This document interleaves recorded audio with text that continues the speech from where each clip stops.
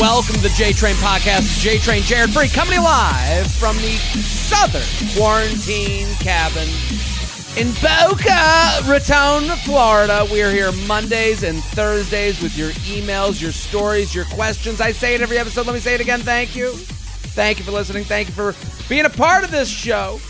A lot of you, I've been doing some stand-up virtually, and I want to say thank you to all of you guys who've been showing up to that. That is a blast. It's helping me out. It's taken that daily thing I used to have in New York City and kind of found its way to the internet in my own comfortable way. So it's nice. We're helping each other out. You guys get, hopefully, a laugh, and I get to tape it, record it, rewrite it, and see if I can make the laughs bigger. That's the whole deal. And also, if you're watching in YouTube land, we have a lot going on YouTube. The Rose Rehash, the Bachelor recap show.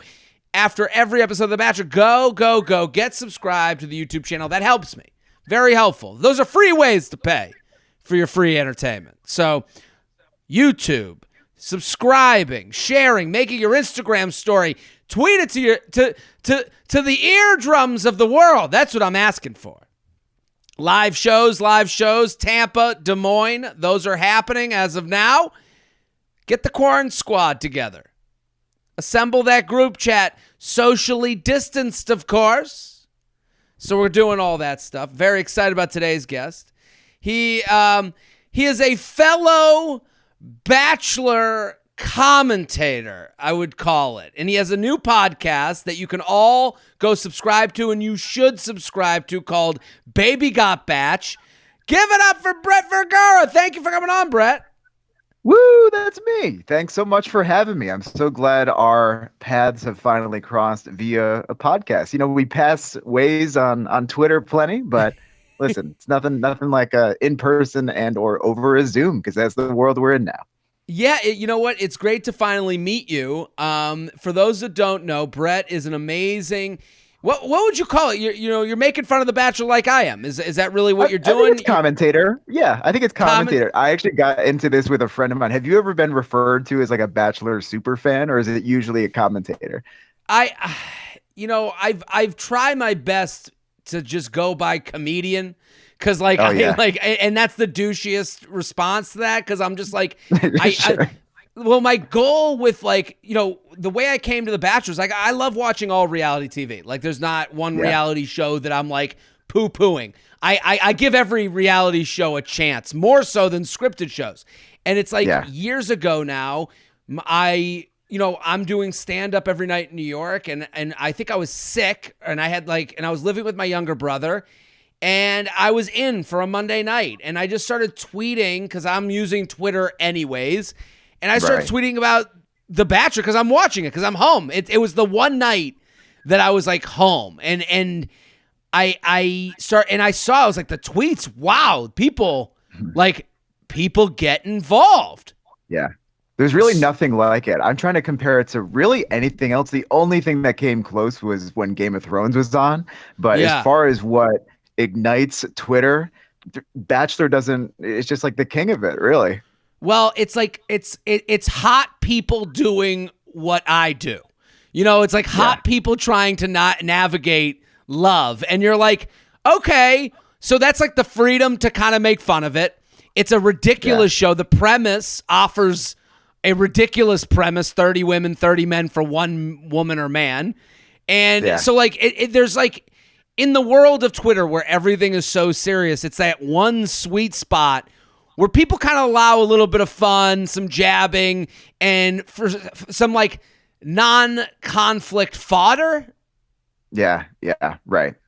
You know what I'm talking about? Well, the thing is too, it's like usually I would say 95% of it is purely, let me meme this moment and all that. And then every once in a while it sneaks in like a raw and actual genuine moment, like with last season, Tayshia and Zach getting engaged. And I was like, wait a minute, I was just here to make jokes, and now all of a sudden I'm actually invested in these people, and I'm starting to get emotional. Like, what's happening here? I got bamboozled here. Well, it is one of those funny things because I do think it's very much like the internet age where it's like everyone wants you to speak on things in their way. Like, and The Bachelor kind of offers you an opportunity to get into topics that you might not have been able to talk about. Like I remember like when Barbara got in the way of Peter's decision. And Barbara is Peter's mom. Peter was the Bachelor during one of these seasons. And I was like, this is an interesting discussion. How much should a mom be allowed in the decisions of your dating life? And you saw people getting very passionate about Barbara and not liking her and her kind of thinking it was a big joke. And it was just, I think The Bachelor's like a nice like canal into subjects that like, if you went on Twitter and you were like, so what about moms deciding on dating? You'd be like, what are you fucking talking about? Not going to hit quite as much. But yeah, no, it's so funny when people get really, using Barb as an example, when people say, oh yeah, Barb really crossed the line and Barb should really step out of that so much of my dating life. And Barb should it's like, this isn't about Barb anymore, is it? It really can connect to home. We start seeing like our own parents in Barb's or ourselves in some of these contestants. I actually think that's what initially drew me in, because I started watching in Paradise of 2016, which by far the best part of the franchise. Like I pretty much I never got into Paradise. Oh man, you need to. It's so good. I know, and the reason the reason I like stuck my nose up at it, I tried it, and I remember that opening credits were like they were in on the joke, and I was like, no, I don't want these people in on the self-awareness. I like that self-awareness. I can see either way though, because you don't want to feel like they're in on the joke. It's like, no, this is me. Like I am making fun of you. As soon as you start kind of like, it's kind of like reclaiming the snake, like with Taylor Swift. As soon as you take the power back, then it's like, well, then I don't know what I'm doing here. So I get that take. So this is like, so again, I'm tweeting, it gets a huge response, and I'm sure you felt the same way where you're getting into Bachelor in Paradise, you start tweeting stuff out about it. Because this is like your side hustle, this is your fun thing, and like I see all your tweets, they're great. Everyone should go follow you at Brett S. Vergara on Twitter. Go follow, get involved with Brett's podcast. It's called Baby Got Batch. It's on Wednesdays as of now, so go subscribe. Because I remember these tweets, I think live events, like to me, like sporting events and The Bachelor are pretty much the same thing. Like this, if you tweet on Super Bowl Sunday, it's a conversation, and The Bachelor kind of works in like 16 different Monday Super Bowls to me. Yeah, no, it's basically sports Twitter, and I'm not as much of a sports guy, so I lose a big opportunity there. It's Bachelor, and it's like award show Twitter. That's really the only times I can think of where it's like, all right, we're all here tweeting a live event. Like I miss live stuff so much, and I think even with quarantine, there's less of that because everybody's just operating on their own schedule, and we have Disney Plus and HBO Max and Netflix and all this other stuff. But yeah, I started watching 4 years ago Paradise. And again, I just watched because I was with a friend. They were super into it. I was like, oh, sure, I'll give this a shot. And then, hopped on Twitter because I was obsessed with Twitter already and just started like shooting this shit into the universe, random little memes, random little commentary. And then, like people started liking it. I started interacting with contestants back and forth on Twitter, which I thought was this fun little next layer of engaging with the show. Like, oh, I'm not even just watching. I feel like I'm like somewhat involved now that I'm talking to the contestants. And then it's just like snowballed out of control. And I think what got me really into it, kind of what I was saying, is I would be watching something, and with Paradise that year, it was like Kayla Quinn and Nick Vile and Jared, Ashley, all that. And I would see somebody and have an initial reaction towards them. Like, oh, this person seems, nice. They seem sincere. Yeah. And then my friend would be like, that person's fake. That person, I can see right through them. They did this. And like, would just have a viscerally different experience watching it. I thought that was fascinating. And then speaking of like seeing your own mom and Barb or what have you, because I would just really think about this way too much. If I saw myself in, say, that contestant who is super positive, maybe happy-go-lucky, and some people thought that was fake, I kind of view myself as happy-go-lucky and generally cheery. So then I would get all up in my head. It's like, oh, so does that mean you hate me? Is that what we're getting at here? You think I'm fake? So it got real quick. Well, that is what you're saying is so interesting and true because, again, we're commentating on a show, we're making fun of it, but you begin to realize, and the thing I try to stay away from is becoming personally like motivated. I don't know what the word is, but personally like I don't want to take anything personally in the show. And some people take some of this stuff extremely personal. They've created a relationship with these people. I'm sure you see it. The responses like your Twitter feed is fun. It's uplifting. It's nice. It's funny. People respond. They think they're in on the joke, and it's just downright mean and awful. Yeah. You know, and you're like, how did this? I can't believe you read it this way. Yeah. Yeah. No, I mean, Twitter, man, it can take some years off your life, to say the least. I'm a big fan of Twitter, but man, I got to like take some steps away from it. I think when I'm tweeting, I do, and I take missteps every once in a while, especially when it comes to grilling the men, because I would just feel like a lot more slimy, being meaner to the women on the show because it just feels weird. But the men are just like completely fair game. I'm like, I'll just like read this guy for filth over here. But I do try my best to not be too just mean, because some people don't understand the difference between loving snark and then just like mean and not funny. And it's a thin line. It's hard to do. It's why you've gotten a following. It's why people like what I do. Like, and you have to like believe that, or else we start to get depressed and we feel like we're doing the worst thing in the entire world, because I know exactly what you mean. And it's difficult. And with the men versus the women, like the men, it's ball busting. It's dudes busting on dudes, and it's a little easier and it's okay. The women, it's like you have to be aware that you could sound really, really bad as a guy talking about women on a show who are trying to date and find love. Like you can say, and I did this thing, and people do love making fun of their looks because it's what you see on the screen. Yeah. And it's easy to do the men. He looks like this. He looks like this. Do this. Yeah. I did this thing on TikTok where I like do my like, this person looks like this person looks like this person looks like. The men was like, I could just go like, and then I did the women, and I try. It took more time. And I said, I was like, this woman looks like she got involved in an entanglement with Tristan Thompson, and it was like, that's a good way to be like, she looks like a Kardashian, and like they're beautiful. I'm not saying like some people are like, and they're and it's like you just don't get it. Some people just don't get, and for a lot of that reason, I moved over. What I was live tweeting, and I moved over to Instagram to do it on stories because I was like, this allows to hear the inflection of my voice. You can hear the joke that's going on. You can hear me laughing at myself. I think Twitter sometimes, the hardest part is that it strips any like wink that you might have at the joke you're telling.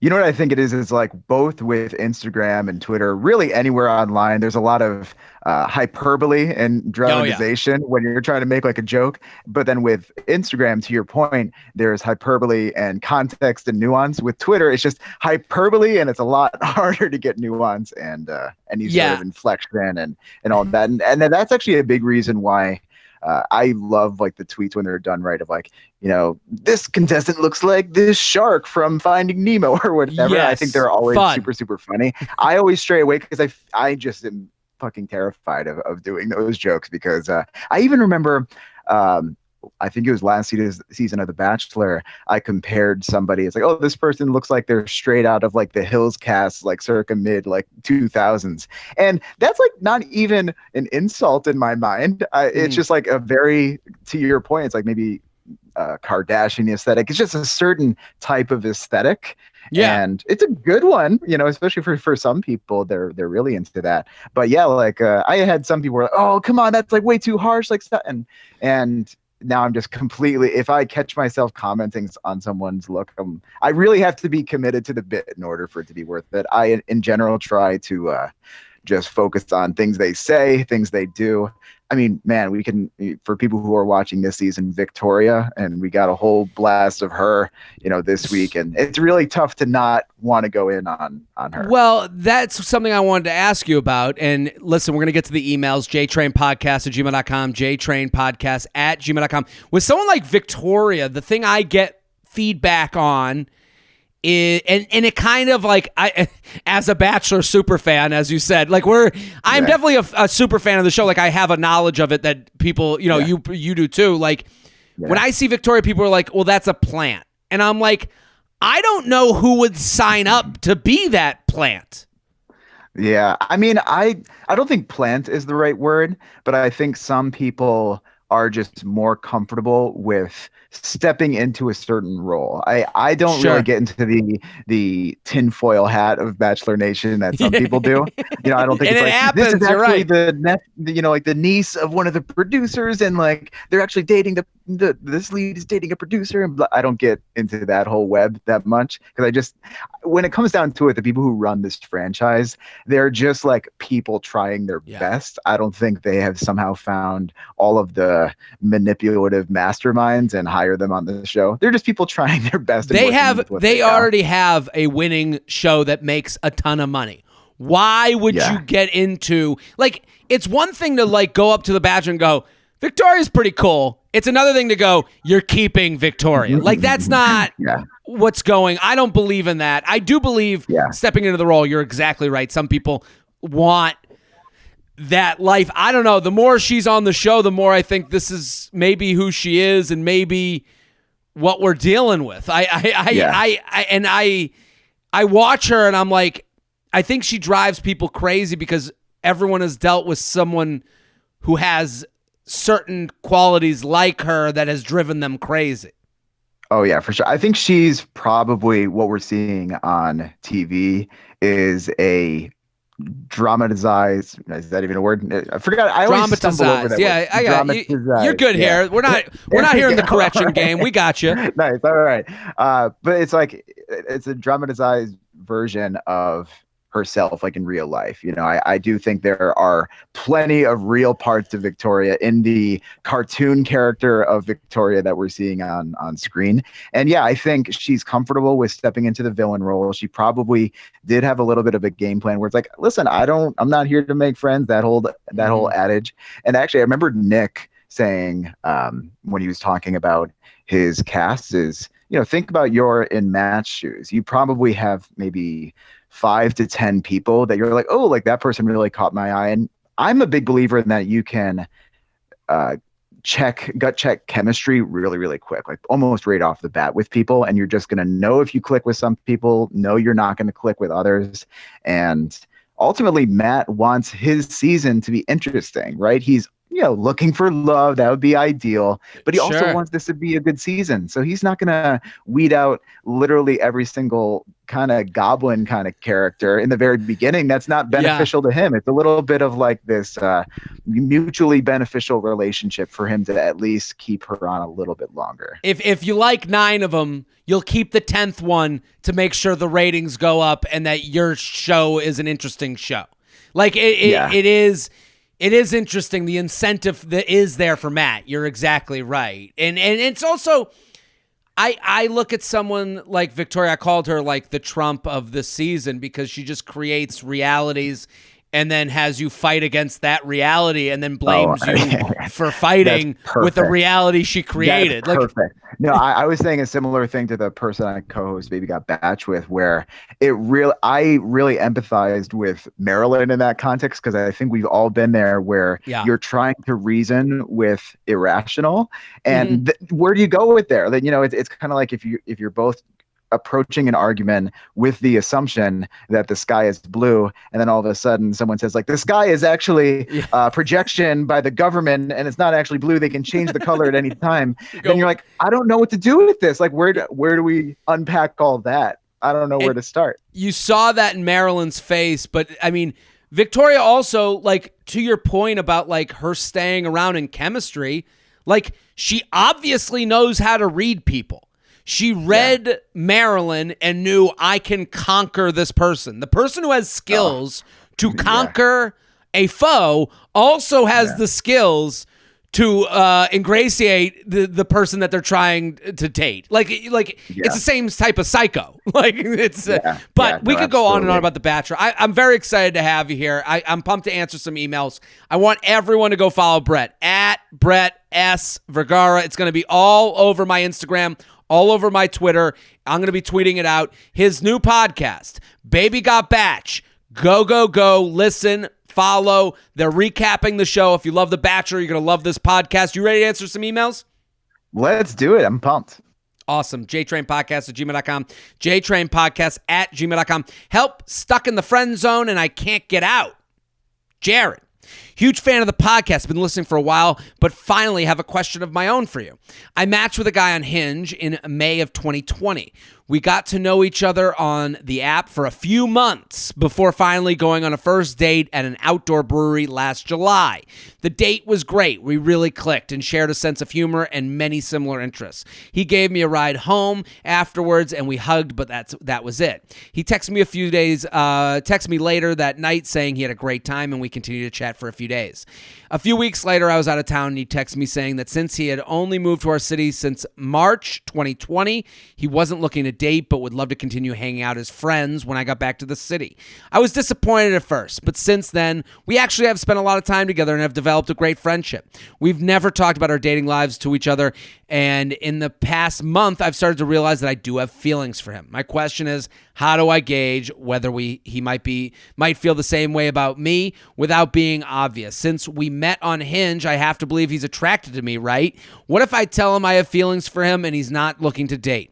If he's not ready to date now, why? He's 30, I'm 29. Sorry for so many questions. I'm just not in need of another platonic male friend at this point in my life. LOL. Thanks, Jared. Can't wait to hear what you have to say. Sincerely, Friendzone. Brett, what do you think? I've got so many thoughts. First of all, I don't really believe in like the friend zone as a concept. I don't think it has to be like that complicated. I think it's either someone's into you or someone isn't into you. And I think of like this saying where when you're dating somebody and you're determining whether or not they like you is, if someone likes you, you'll know it. If someone doesn't like you, you'll be confused. I think that happens a lot. And we just start trying to be like, oh, well, maybe if I do this crafty move and then he'll think this and blah, blah, blah. It probably shouldn't be that complicated. But that being said, I don't think there's anything wrong with shooting your shot, even if you've already shot your shot in the past, because I know that there's a bit of a saga with this specific situation. So it's funny that she says, how do I assess this without being obvious? If you were asking me, I just say go fucking obvious. Like 2021, we don't have time for this. We don't have time for just, doing the gentle dance. I think you just go for it and be like, hey, my feelings are changing. I'm kind of into you. What do you think about that? Or, you know what I will say too, if you don't like that route, and this is a little tougher because in a pandemic, but when you eventually get to a situation where you're hanging out, I think there's something to be said about, say you're both sitting like next to each other. I think it was actually Nikki Glaser who said this in one of her stand-up bits. Also, when you were talking about stand-up, I miss in-person stand-up so fucking much as a sidebar. Tell me about it. yeah, I figure you'll think the same. But she was saying how if you're like sitting with someone and say like your elbows touch, like just like a very gentle, like it just happened to bump your elbow. If they knee jerk move their elbow right away, then like that might be like a little sign. But if they don't move their elbow and they're kind of comfortable with both your elbows being together or your knees or what have you, then like it's like a very, very gentle body language. Maybe they're comfortable with this very low tier intimacy. I agree with everything you're saying as far as like go for it. Let's do a touch of the back. Let's get flirty.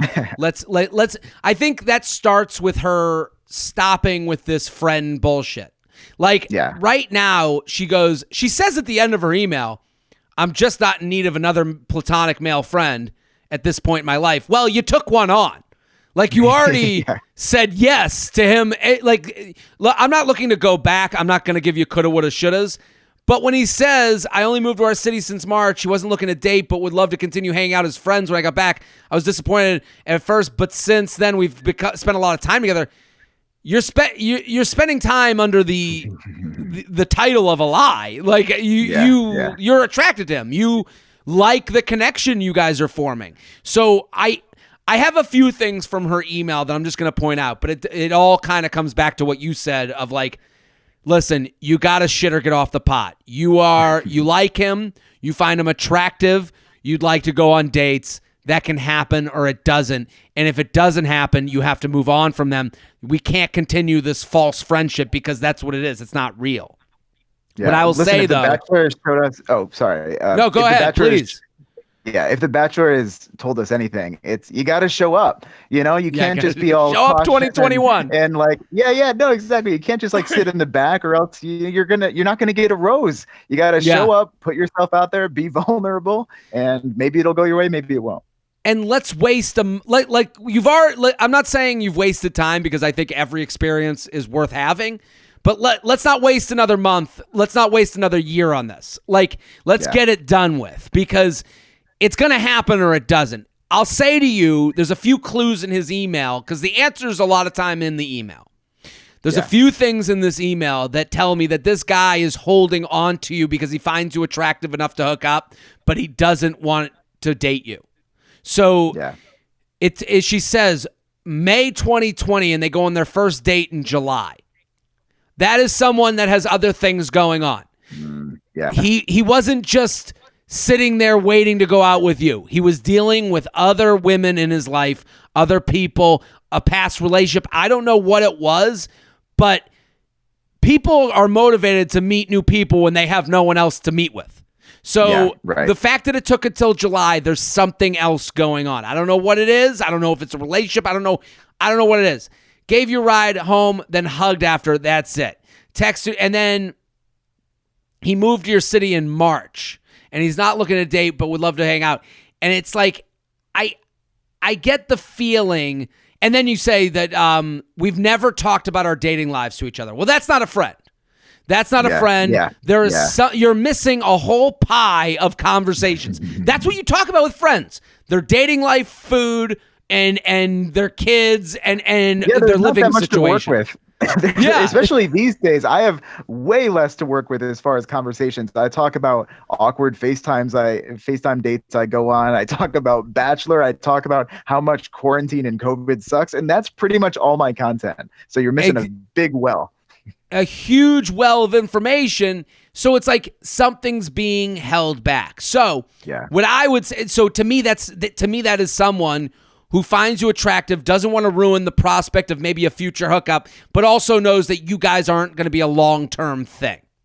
Yeah. So with that all being said, go for it. It's like it's probably not going to work out, but I think he's keeping you at arm's length so that he can have you because you do feel good to talk about. You feel good to talk to. You're someone just like she said in her email.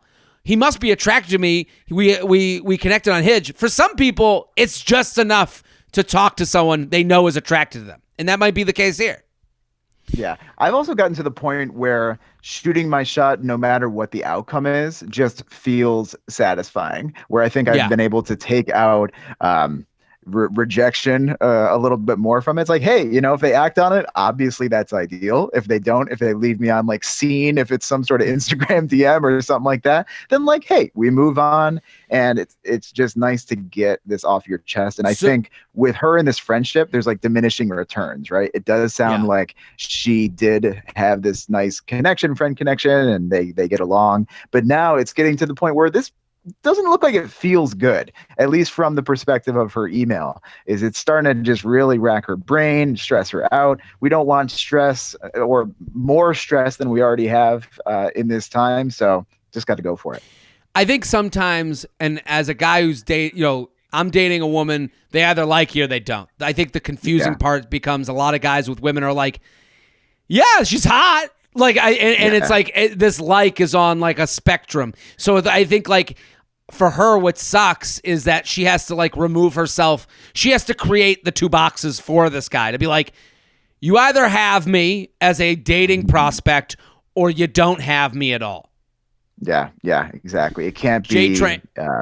Unless she wants to be in the middle and she's fine being there. Yeah. Which doesn't sound like she is. Yeah, gotta just pick one path and go.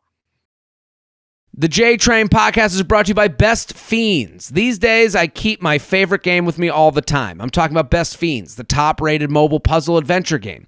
Best Fiends has thousands of levels, plus new content added all the time, so you never run out of entertainment. You don't have to be a hardcore gamer to love this casual game. It's made for adults, but fun for all. Unless you hate fun, in which case it's probably not for you. I'll tell you this, I love Best Fiends. It's great. It's the perfect game to play when you want to put your brain on the shelf. You need that 10-minute reset. You're having a stressful day. You're in the middle of a project. You say, nope, give me 10 minutes. I'll get on Best Fiends. I'll play a couple levels, and then I'll be on to my next task. That's what it's there for. It is perfect for just light, take your brain and let it relax entertainment. And it has over 100 million downloads. It's a 5-star rated mobile puzzle game, and it's a must-play. More levels, events, and challenges added all the time. When you want just one more level, it'll be there ready and waiting. Seriously, once you download Best Fiends, boredom won't stand a chance.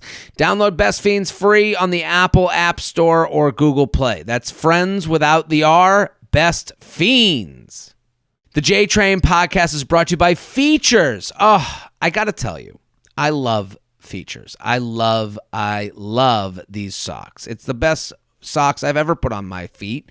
And I'll tell you, the worst part is you didn't even know you needed them, because with old socks, you're just putting up with the old socks. You're just putting up with what you know, and what you know is stretched out, old, falling down your ankle socks. And you're putting up with it because who puts the time into refreshing their sock drawer? But now is the time. I'm giving you that opportunity. To perform at your best, you need to feel your best from head to toe. Features has solely focused on making the best high-performance socks for the last 20 years. Their socks have a custom-like fit that conforms to the unique shape of your foot, and it prevents issues you have with conventional socks. No more bunching, slipping, or blisters. It's like having a second skin. I'm wearing them right now. I love them. They're amazing. They do feel like you have put on a whole new foot on top of your foot. And again, the blister stuff and the no bunching, that is a huge thing that you don't even realize you're dealing with on a daily basis. And that's why Features is going to be a great pickup for you. Features are engineered to help you achieve your best every day, whether you're working out or on the go. Targeted compression acts like a hug around the arch of your foot, keeping the sock in place and preventing it from sliding down into your shoe.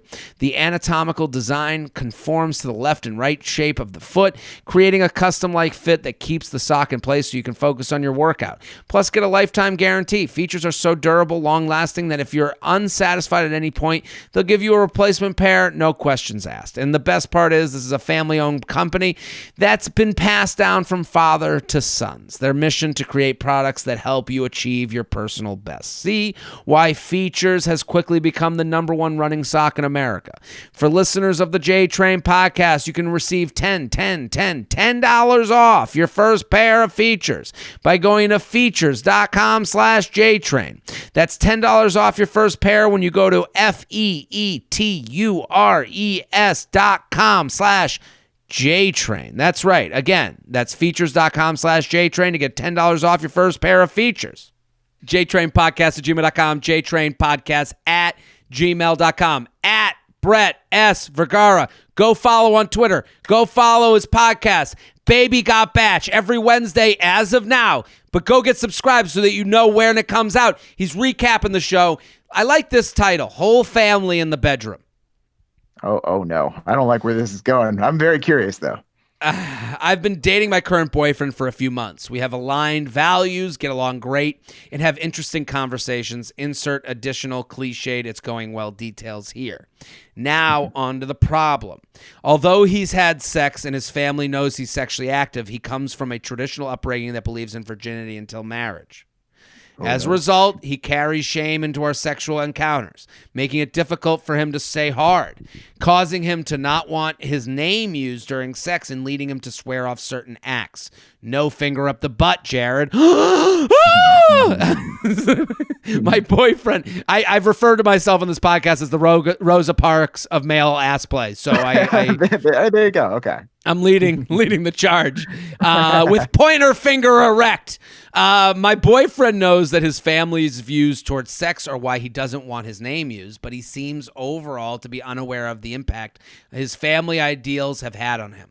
He also doesn't realize that having his whole family in the bedroom is making it more difficult for me to finish or feel comfortable suggesting some of the kinkier things I'm into. He seems interested in being more dominant and kinky, which I would love, but I don't know how we're going to get there without dealing with his baggage. How can I bring up this conversation without making him feel attacked or putting him on the defensive? He's been to therapy before and supports it. Is there a way to suggest he go to a therapist to work on his family-caused sexual shame? So what do you think? Think about this, Brett. Well, one, I'm glad that she said that he goes to therapy already, because that was going to be my advice right off the bat. It's like, and I think as far as her perspective on this, it's very much this like risk versus reward thing, or risk isn't really the right word, but it sounds like there's so much else in this relationship that's going well, which is awesome. And this might just be something where, you just stick through this with him and obviously communicate, right? And I think even the way she phrased this email, there was a lot of context, right? I think all the context that she's bringing up is really fair. She acknowledges that this background that he has is likely contributing to how he feels in the bedroom and all of that. So I think just the fact that she's acknowledging where he's coming from is big. So I think she should feel comfortable in saying that. It probably is, that being said, gonna take some time, that's a lot of years to sort of undo, like it's not going to be an overnight fix. And I think that might be be the a little biggest messy for a while. The biggest part of what you're saying is it's going to take time, and it's okay if she doesn't want to put the time into that.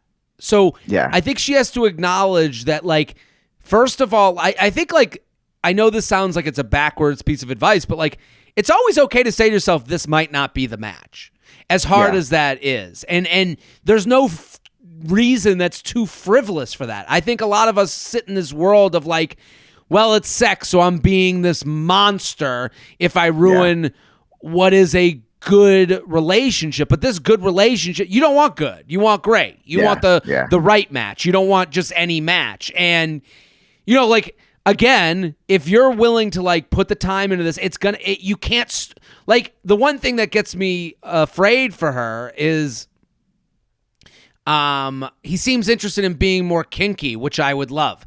Even the word kinky to someone like this would be scary, I would assume. Yeah. Like I don't even know. We get them to neutral before we go above that. Right? I think, like, there's, like, as far as, like, taking your time, the word kinky spoke to me because it's like that could mean 7 different things to 7 different people. Like that, to her, I don't know what she means, like, by that. I have an imagination. I'm going to go to my imagination. If they're talking about if they're having conversation, she has to be so descriptive, so communicative, so, like, spelling it out and slow with this with someone who's there, because you could say, I would love to get kinky with you. And he's like, totally, let's do doggy style. And you're like, oh my God. And now you're left feeling unfulfilled, which is not what you're trying to get into. You want a fulfilling relationship. And she said it's already translating to the bedroom. And it's like, he doesn't, the fact that he doesn't want his name used, how kinky could you be getting with John Doe? Like, I don't know. Unless that works into your kink where you're like, I want to be fucking, with someone with a different name. I don't know. It could be anything. There's a foot for every shoe. Like, I don't know. So I think, again, I agree with you. It's going to take time. I think she's got to come with compassion. And also, he's got to want to do this. Sure. You can't be, some people, not everyone's bedroom experience is the same. And that's okay. So I think if he's saying to you, yeah, I want to be, better than you say, then I would ask a lot of questions. How do you think you're going to get to a place where you feel more comfortable? And the answer to that should be maybe therapy together, like maybe a sex therapist. I was going to suggest that, where it's like, I'm glad that he's going to therapy, but maybe she, as far as like an actionable thing to tell, this person, maybe it's like, try to approach him about going to, a couples therapist, a sex therapist together, and approach it from the angle like, hey, I really like you. There's one thing I really just want to be better. Maybe don't even focus on it. It's like, oh, it's fucking terrible written. And it's like, no, I just want this to be better. I want us to, get to the point where we're both, being our full authentic selves and not holding back like in the bedroom. And this is a way that I think we can do that. It does sound like he's willing, at least a little bit, to try. It does sound like he wants to get there. So it seems that there's that piece is there. So maybe that's a way forward. Well, also, like, let's start with saying his name. Like, maybe that's like the small wins, but you got to be able, like, you should also be thinking, is this something that I want to be doing? Because I think a lot of people like end up feeling, then you end up feeling guilty. You're like, well, I made him do things that maybe he wasn't ready for, and now I'm not even happy in the relationship still. This might not be the thing. You might think it's the sex, and then it's something else. It's the fact that the family's values are different than yours. Sure. That could be it. And then you're not stuck, but you're with someone that you've walked down a path that you would feel guilty about. I would feel that way. Yeah, no, for sure. Also, this isn't advice for her specifically, but I do like how her letter is kind of highlighting and sort of breaking the stereotype of men always just being like very sex consumed, where it's just like, oh, that's like the only thing they want, and like they're just craving it all the time. And I think for the most part it's true, and if you're generalizing genders and all that, but like for me, for example, I'm a straight guy, and I don't have like a ton of very long-term relationships in my track record, especially in New York. It's a lot of start and stop dating, where you date for like 2 or 3 months, and maybe you'll hook up like a couple times, but then things inevitably blow up. Now people are moving out of New York like crazy, so that's a part of it. So I will admit too, when I'm talking to someone new, it starts getting to that level, and you're hooking up with someone for the first time. As a guy, I get some like performative kind of anxiety sometimes, where I'm like, because everybody is into different stuff, right? Some people are more conservative in the bedroom. Some people are more, just kinky, I guess, as they say. And sometimes the connection is trust. Like, I've been in physical situations with people, I'm like, this is comfortable. And I've been with other people where I'm like, I'm not sure if this is a match as far as comfort level. Yeah, and that can happen. So, I think it takes time. It takes effort. It takes, realizing that this is many conversations, not just like, hey, I got to come. Like, no, you're not going to like say that and then it's going to be fine. Right. Yeah. J-Train podcast. That's what she's looking for it to be, is this long-term connection. I forgot how long are they dating? Did she say that?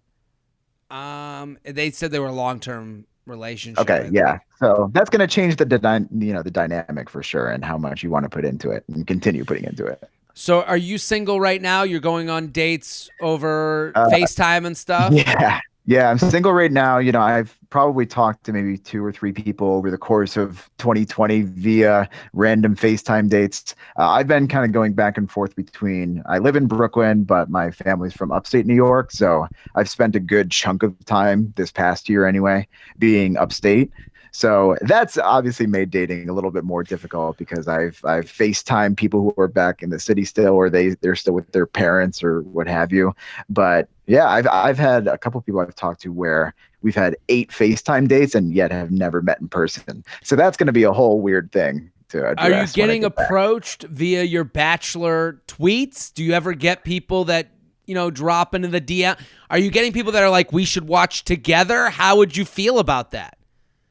I do get people who, it comes from Bachelor Twitter, Instagram, and listen. You have something in common right off the bat, so Of I'm all course. for it. I'll date a Bachelor watcher. I don't know if I like the idea of watching with them on like a date or something like that, and I always have to preface like, listen, you don't know how fucking serious I take this. It's a whole operation. I have like my laptop, my TV, my phone going. Like, you don't want to see this part of me. That's I like a year into the relationship. You can't see me like it's this. I told my girlfriend when we started doing it, I was like, this is like being at the gym with me when I have a very serious regimen. Like, I am the same way. I'm setting up with the phone, the volume's off, I'm swearing when I fuck up. Like, it is like very much a physical endeavor. Yeah, absolutely. I mean, tying into that last letter, I think, it takes a couple months for you to get maybe comfortable sexually with your partner. Maybe like three, something like that too. It takes like a full year to get me to will watch Bachelor with you status. That's a whole other layer of vulnerability. The J Train podcast is brought to you by Roman. Talking about erectile dysfunction isn't easy. Usually we just brush it off or blame ourselves, saying things like, I lost my mojo. Or we avoid it altogether with excuses like, I had a long day at work, or sorry, honey, I'm just not feeling it. I got to tell you, we've all been there. Limp dick is a real thing. You're sitting there, and honestly, it's tough to talk about. It's tough to even investigate, because you might say, oh, you might not even connect them. You might say, oh, is this that one time I had a little whiskey? It might be that one time, oh, I was just not in the mood. Well, let's investigate if there's a real issue here, because it's something that everyone deals with. But with Roman, it's easier to talk about. With a real healthcare professional who can prescribe real medication, it's simple, safe, and totally discreet. With Roman, you can get a free online evaluation, ongoing care for ED, all from the comfort and privacy of your own home. A healthcare professional will work with you to find the very best treatment plan. If medication is appropriate, Roman will ship it to you with free 2-day shipping. The whole process is straightforward, simple, and discreet. Getting started is simple. Just go to GetRoman.com/JTrain. Let me say that again. GetRoman.com/JTrain and complete an online visit. Erectile dysfunction used to be a tough to tackle, but now there's Roman. Complete an online visit today to connect with a healthcare professional and take care of it. Go to GetRoman.com/JTrain. Again, that's GetRoman.com/JTrain today. If approved, you'll get $15 off your first order of ED treatment. That's great.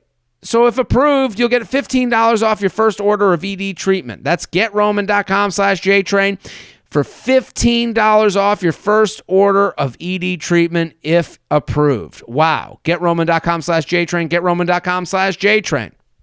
JTrain Podcast at gmail.com. JTrain Podcast at gmail.com. Here with Brett Vergara. Go, go, go. Brett S. Vergara on Twitter at It's the Baby Got Batch podcast. Get subscribed. He's doing recaps. Who do you co-host it with? It's my friend Camila, who comes from the podcast world, and she does an amazing job producing our episodes. And Right. yeah, she's just one of those friends where I can just talk about Bachelor with her for hours on end, and then we just like black out, and we're like, how did we do that? And so she was the perfect fit for this. Love it. Let's do 2 more emails. Is that okay with you? Let's do it. Am I overthinking this, or? Cutting to the chase here, probably, yeah, for sure. I have been dating my boyfriend for about 8 months. He is definitely my first, quote-unquote, real love. When I'm with him, I could not be happier. He makes me feel confident, sexy, and smart. We have had some real conversations about the future, and he has made it very clear that he wants me in it, which, of course, I love hearing, and I think about it, too. We don't really fight. The only times, quote-unquote, problems have come up is when I have approached him about problems I have. The problems have been reoccurring, and I am always the one having the problem. We come from very extremely different families and lifestyles. To make it clear, I'm from upper middle class, and he is from lower class. This is something that I would never initially judge or make any final decisions from. She wrote deacons from, but I don't think that's the word. I don't read enough to know if that's an actual use of the word. I don't think so. Any final decisions from, but it definitely is present in certain circumstances. It does not appear to me that he wants to change his lifestyle. I do not want to change mine. Long story short, Is this a deal breaker, do you think? I truly don't know how to have this conversation with him without sounding snobby, but I can't but think about it. The only way for me to ever move forward with him is to hear he wants better, to do better financially, etc. I know not everyone cares or wants to be successful, quote unquote, and success looks different to everyone, but I know what I want, and I don't know that our wants align. Help, this girl knows what she wants, but doesn't know where to go from here. Brett, what do you think about this email? It's a bit of a journey, if I'm being honest. Like I feel Yeah. like I need a little bit more specifics. Like she dances around the points a little bit, where it's like, I'm from middle class. He's from not middle class. Like I need where this actually shows up in the real world. Is it at like dinner? Do you have like different restaurant preferences where you want to go a little fancier and he's like, let's just do like the dollar pizza when we're walking down the street, or is it an ambition issue? Is it like you're a lawyer and he has like a job as I don't even know what job it would be. Just like a lower, you're not making like six figures. Brett, I don't know. I'll say to you, we picked up on the same exact thing. She was so vague that her question, I don't know if she knows what she's talking about. And here's the thing with relationships. If we got under the hood of every relationship, here's the thing about wants and needs. If we got under the hood of everyone's wants and needs, it's not going to sound so great. If you go under my hood, it's going to have part of the engine's going to be about sex and the sexual needs I have. Part of it's going to be about the background needs that turn me on. Part of it's going to be the financial needs that I'm into. The career aspirations, just like you said. Like if it's about dollar pizza versus Thursday night at Cipriani, okay, that's a different story than being like let's say you're with someone who's a teacher and they're the most ambitious teacher alive and they want to change the world with education. We all know there's not a lot of money to be aspiring to.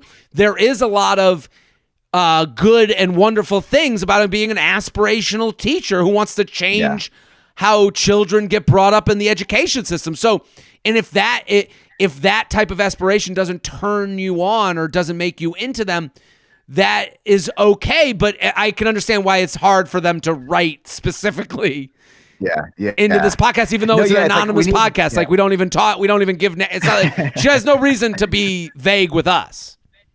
Yeah, I feel like in order for her exact issue to be addressed in the full way, she needs a follow-up because, like this could either be, you said it, my point, like so well, is that there's a difference between ambition but not super financially lucrative, ambition, like, if you're a teacher but also super great at it.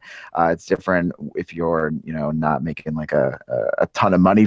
You can have like a job where you're making bank and you're not ambitious about it, where you're not super into it. You can, or is she talking about, again, like being cheap? Because that's a whole separate issue. Is it you come from a family that has like a chateau upstate and like his family is from a different upbringing? Because that's a whole other issue too. This goes back to the whole conversation of words and what they mean.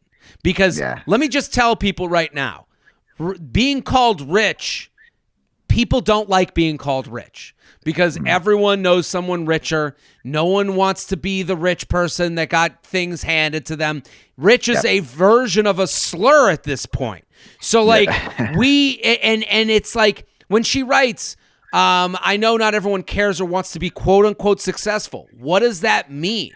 I don't know what successful means to you. So with these things, she has to come to terms with what her words mean. This isn't about your partner. This is about you coming to your own. When she says he's lower class and I'm upper middle class, what the fuck is upper middle class? Yeah, we don't and also know. Too, like, is that like currently, again, because it's like maybe that's where they came from, but that can always change, because I probably came from quote unquote lower class and I'm not there anymore. I don't even know what class I'm in, especially when you factor in New York, and like that just makes everything go haywire. So that was another thing I was confused about, because that can change. So I don't know. This is a little bit of a mess.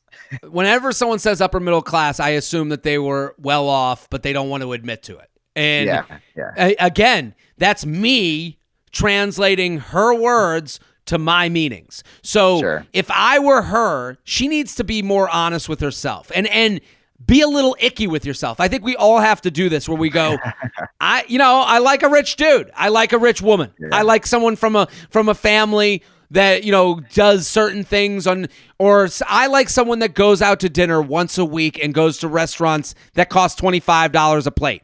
I'm not keeping track of the dollar amount of each plate, but I know what that place looks like. Like it's okay to admit to your own humanity. And I think this is one of those emails that I don't think she's a bad person, but I think if she's asking us the question vaguely, then she is talking about this so vaguely to everyone. Because there's there's nothing to be lost here. You got to start with being honest with yourself. That's where it starts. That's where it starts. JTrainPodcast@gmail.com. JTrainPodcast@gmail.com. Brett, do you want to do one more email? Is that okay with you? Make it good. We got to make it good. Okay, I got screenshots. Is that okay with you? Oh yeah, absolutely. We got visual aids. Ooh, oh yeah, fancy. I'm gonna send these to you. I have your email. Okay. Hold on 1 second. I'm just getting your email, and I'm dealing with 2 different email accounts. It's a whole thing, but this one looks juicy, as I would say. I'm hoping we can figure out the order of these messages, but let me read I just forwarded it to you. Okay. I'll read the email, and while I'm reading the email, you go to the screenshots and get them up in front of you. You ready? I haven't gotten it yet. I'm still waiting. Hit a little refresh. Yeah, there it is. Okay, all right. I'll start reading. Okay. My question is about whether it's ever a good idea to get back together with an ex, give someone a second chance when they've been a little bit of a dick. For context, I'm 29 and he is 31. We both live in a relatively smallish town in rural Canada. I started dating a guy I met off Tinder in October. We connected instantly, spent hours texting and chatting on the phone. He was out of town for work much more than usual. We only got to see each other in person once during the 2 months we were exclusively dating. Okay. The next time he was supposed to come back to town before leaving for the holidays, he broke up with me over text. This was after a long phone discussion a few days prior about how he was leaving for his home Providence for a few months and how he wasn't sure he had the energy to put into a long-distance relationship. He then sent some confusing texts about staying in contact and how he would call me in a few days, but then he disappeared. See attached. Okay, let's go. I haven't even read all of the text yet, but one thing I really do admire is with no context yet whatsoever, I can see on the left side there's single lines of text, and then I just see gigantic blue blocks on the right, which is always a good start. Yeah, she's swimming in the Atlantic Ocean. It's never good. Okay, so I'll be you be him, I'll be her. Okay, I'll try to be a little douchey. Okay. Hey, sorry, didn't mean to hang up. Ha ha, no worries. Do you want to see me? Of course I do. 100%. 1,000%. I know. Do you want to see me? Pause for dramatic effect to convey the mood. Sorry, it's late. You're probably sleeping. Your is spelled wrong. Sleeping. Yeah. Sweet dreams. Miss you. Well, let's go back to that for a second. That was, she writes, do you want to see me? The most critical point of this whole thing. And then he doesn't get back to her and then just says, sorry, it's late. You're probably sleeping. On the floor. To get back to that message, the answer is yes. And you can even lie, So the fact that he couldn't really quickly lie and be like, oh, of course! Exclamation point! Exclamation point! People need some certainty and some just acknowledgement that they're on the same page. So she wrote back to his miss you after not acknowledging if he wants to see her or not. He does miss her though. Kyle, whenever you wake up, please tell me, do you want to see me? If you don't really or aren't sure, I would really like to know. So please be brutally honest with me. Man, so this is going back to our first letter of this lovely pod where, if someone likes you, you'll know. And if they don't, it'll be confusing as fuck. And I think this just captures that so well. Yeah, he is hovering above this answer. So, okay, you go ahead. Hey, Amanda, I wasn't ignoring you. I guess I have to be brutally honest. It's not that I don't want to see you. I just don't know 100% if it's the best idea. I'm sorry. He really is into 100%. I mean, he loves 100%. He also loves saying no, but also giving outs. She writes, oh, yeah. I did have a lot of hope for this, but if you're not that into it, there's nothing I can do. Is it because of you going back to Ontario or something else? The Ontario has a lot to do with it. The unknown amount of time. I really don't know if I can do long distance again. I like you. I really do. I also have to protect myself from getting hurt too. Okay. I have to stop this for a second. They've seen each other once, and this is the texting conversation that's happening on for some reason in this exclusive. Here's the thing. I can't. He is a problem. I'm not saying he's not a problem, but I have to speak to the emailer. I did. She asked him a question. She said, "Be brutally honest." He waffles around. Hey, Amanda, I wasn't ignoring you. I guess I have to be brutally honest. It's not that I don't want to see you. That's not brutally honest. He thinks you're attractive, but he doesn't want to. He doesn't want to make efforts to date you. He just said it's not the best idea. Whatever that is, it was a no. She then goes to ask an additional question of him, asking him, "Is it because of this or something else?" He doesn't know why. All he knows is that he doesn't want to leave the house or make time for you. That's enough of an answer at that point. Yeah, and no, and like the fact that we're on text. Are we on text 3? Is that where we are? Like the fact that there's more text after this, like that should be the L. You just got to learn to take an L here. This is not worth pouring more energy into this human being. It's like, yep, he's not into it, and scene should be done. Yeah, but this is turning into like a Notebook-esque saga.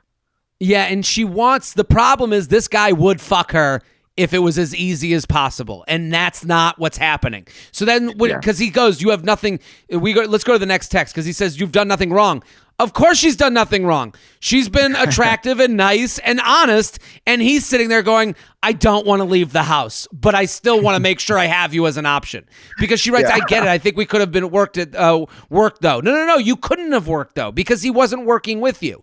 Maybe I'm too much of an optimist. Yeah, you are.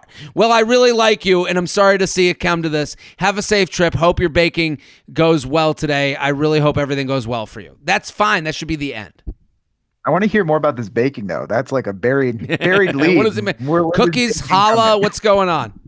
Yeah, what are we doing here? And then to keep going, it is not an easy thing for me. I had hoped to. I guess maybe the timing isn't too right for me. I normally don't work out of town this much either. He goes back and forth there. We've seen each other once. I wish it was a lot more than that. See, I could translate that. It's not an easy thing for me, is what he wrote. What he meant to say was, it's not an easy thing to lose someone who would hypothetically have sex with me. Yeah. Like, oh wait, okay. I just peeked ahead and I see why there's more text. Because now it seems simple there until this guy's got to just be fucking annoying. Okay, now I'm turning on this guy. I was turned on. I don't think he's great. I'm just saying I can only speak to the person who wrote in. Sure. So let's go on. I'm sorry to interrupt. Oh no, you're fine. I was reading ahead. That was on me. Go for it. I was going at it. He said, "All right, so this is unprompted. This is Monday, December 14th. Okay. Oh no, wait. Oh, no, Sunday, December 13th. That night. I'm going back. Yeah, that night. Okay, that night, December 13th, 7:10 p.m. Okay." Hey, why can't we keep talking? I honestly won't be looking for a relationship while I'm gone. We could just talk like friends. This is not a good idea. Not a good idea. Guy. What are you doing? Because again, what he said prior, it's not an easy thing for me. Remember that. It's not an easy thing for me to lose someone who has admitted to being attracted to me. That's the problem with dating apps, is that And it's the problem from the female side a lot of times, is that guys own the idea that we know you think we're attractive. And for a lot of guys, that's all you need to know to hold on to something for as long as it will stay with you. And you're staying with him. So she writes, well, that depends. No. I don't know what it depends on. No matter what, I think I need a little time and a little space, even if it's just a few days. I'm pretty hurt. And to be honest, a bit upset that I'm in the end about how today's discussion occurred over text. And other than that, was just that crummy, constantly disconnecting phone conversation. Ha ha. Yeah. Also, I will say, the fact that they're even discussing being friends, this guy doesn't seem like a super fun hang. And I'm being very judgmental, but just based purely off of these text messages, I don't know if I want to grab a drink with this guy. It doesn't seem like a good time, good vibes. It seems like they're both holding on to each other for hope. Like he's hopeful that at some time she'll, be someone that will be at his beck and call whenever he wants it. And she is hopeful that he will turn into something more in their town that doesn't have a lot of people, because she wrote that in her email. They're like from a rural area. Okay. So you're like, oh, I found the one guy who I can converse with and have a good time with over text. So maybe it could be the next thing. It's never going to be the next thing. Yeah. Yeah. So let's go back to the email. Okay, and then I think it's me now, right? Yeah.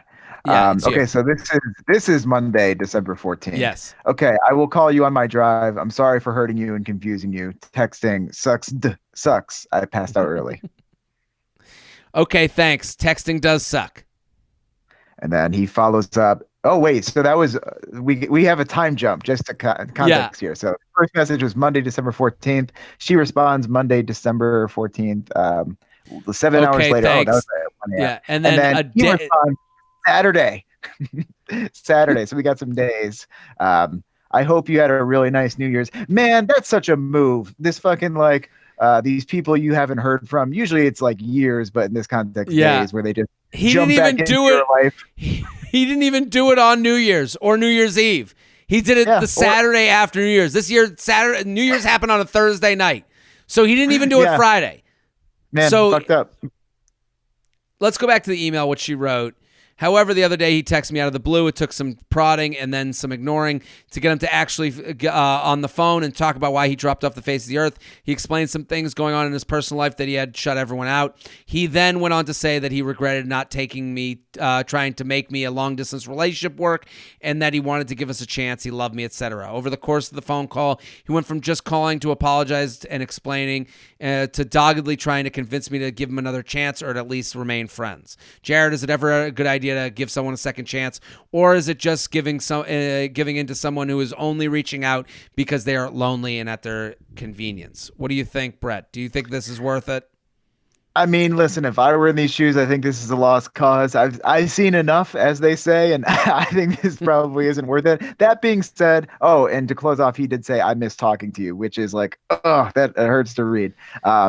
Listen, I don't think they're going to be friends. I think that's off the table. Get out of that territory. It's maybe years down the line when you're both with other people. Maybe you can be friends. But right now, it's either you're going to do this or you're not going to do this. I'm more in the don't do this, it doesn't feel worth it category, but just eliminate the friend option. Like, no, pick a lane. Pick a lane. Here's the problem.